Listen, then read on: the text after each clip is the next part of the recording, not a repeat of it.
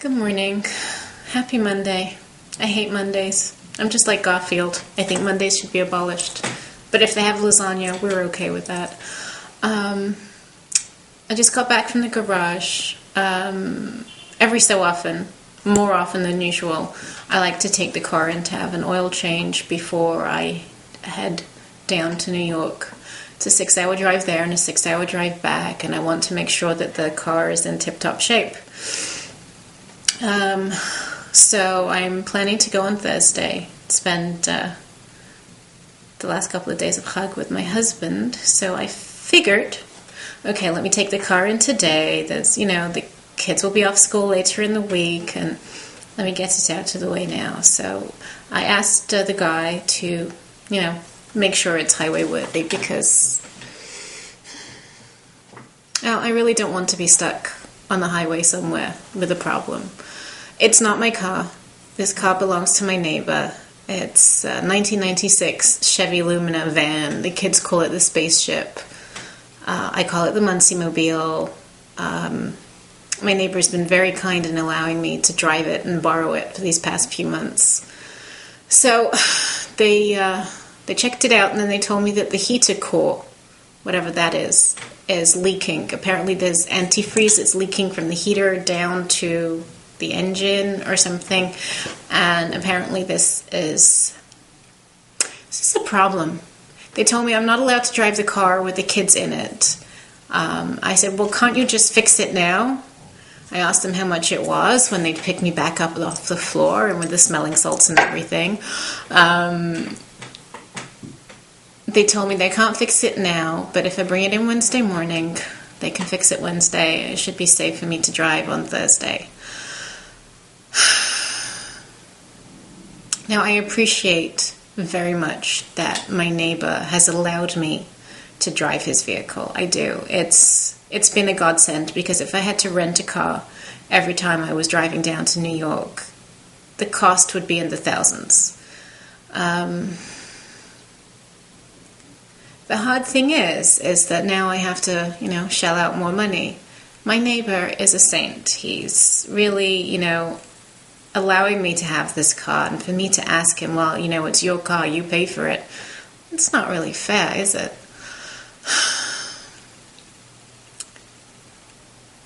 But it's better that I know that the car is safe and I have that peace of mind. I'll manage without a car for the next couple of days. Luckily, everything's local. The shops are local, and kids don't really have any appointments that I need to drive them to. So, we can manage with that.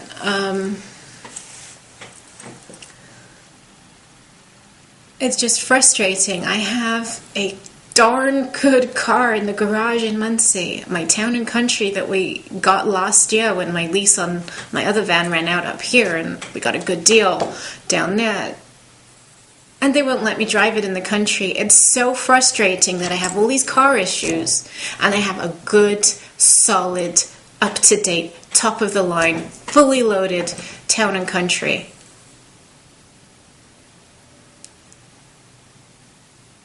Okay, I'm going to try and put this in perspective for myself, because, if you read the post from earlier today, I've been having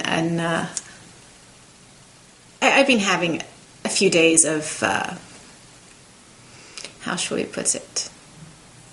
I felt a little bit pressured and stressed the last few days. And I woke up this morning with the intention that I was going to be positive, put a positive spin on everything, silver lining. So, okay, here's my silver lining about shelling out hundreds of dollars now for this heater core that I need in the car. Otherwise, the fumes might overpower me, and that could be dangerous. Okay, silver lining. Number one, the car will be safe for me to drive. Number two, I will not be overpowered by fumes when I am driving. And number three, everybody else on the road will be much safer now that I will be driving a car that has a fixed heater core, which will not cause me problems 1 and 2. Number four, because this car will be fixed, and everything else in the car, thank God, Baruch Hashem, is healthy and well, I will be able to get behind the wheel on Thursday with a peace of mind knowing that the car is shipshape and will get me to my King of Diamonds in one piece and without being stressed on the way and without worry. So I guess the way I have to look at it is, yes, I have to fix the car. Yes, it needs paying for. But it's all in a good cause. Actually, as I was leaving the garage, my mechanic, he's called Claudio, and he's such a sweetheart. I said to him, you know, Claudio, I'm going to start calling you Cupid because you're really helping for me to get to my husband and spend time with him. He laughed, I laughed, and I think at the end of the day, that's what we have to do, is we have to just laugh and just chalk this up to one of those things. Thank God nobody's hurt, and it's something that's salvageable and fixable.